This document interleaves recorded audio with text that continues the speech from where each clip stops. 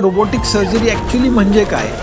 आता मी जे ऑपरेशन पेशंटची जी तयारी केलेली आहे, सर्जरी मीच करणार आहे. रोबोट स्वतःहून सर्जरी करत नाही. पण सर्जरी करताना मी ॲक्च्युली पेशंटच्या बाजूला उभा नसतो. अनेक वेळेस हा प्रश्न विचारला जातो की मी आता सर्जरीबद्दल बोलतोय ऑपरेशन थिएटरमध्ये, पण मी मास्क घातलेला नाहीये. हे जे वातावरण असतं, कारण मी डायरेक्टली पेशंटच्या संपर्कात नसल्या कारणाने थोड्या वेळ मास्क काढल्याने काही फरक पडत नाही. पेशंटच्या आपण सेफ्टीमध्ये कुठेही काही कॉम्प्रोमाइज करत नाही.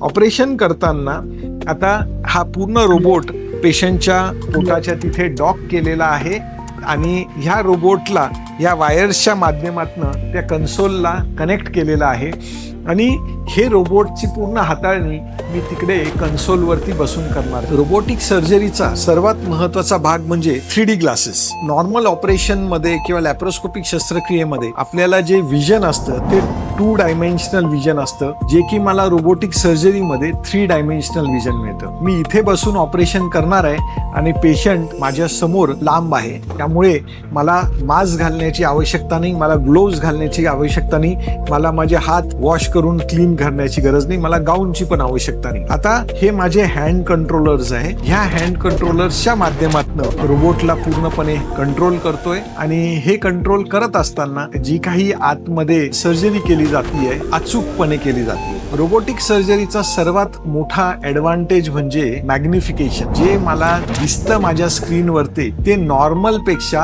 10 पट मोठं दिसतंय आणि प्लस 3 डायमेन्शनल दिसतंय. रोबोटिक सर्जरी सर्जन साठी चांगली आहे, कारण याच्यामध्ये थकायला होत नाही. आता ही सर्जरी मी जी सुरू केली आहे साधारण 3 तास चालणार आहे ही सर्जरी.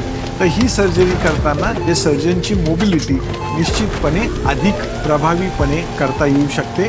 आणि पेशंटच्या बाबतीत म्हणालो तर सर्वात मोठा ॲडव्हान्टेज रक्तस्राव खूप कमी होतो पेशंटला, इन्फेक्शनची भीती कमी असते आणि सर्जरी नंतर 6 ते 8 तासामध्ये आम्ही पेशंटला चालवतो आणि पेशंटच्या वेदना खूप कमी असतात as compared to open surgery किंवा लॅप्रोस्कोपिक सर्जरीच्या तुलनेत सुद्धा.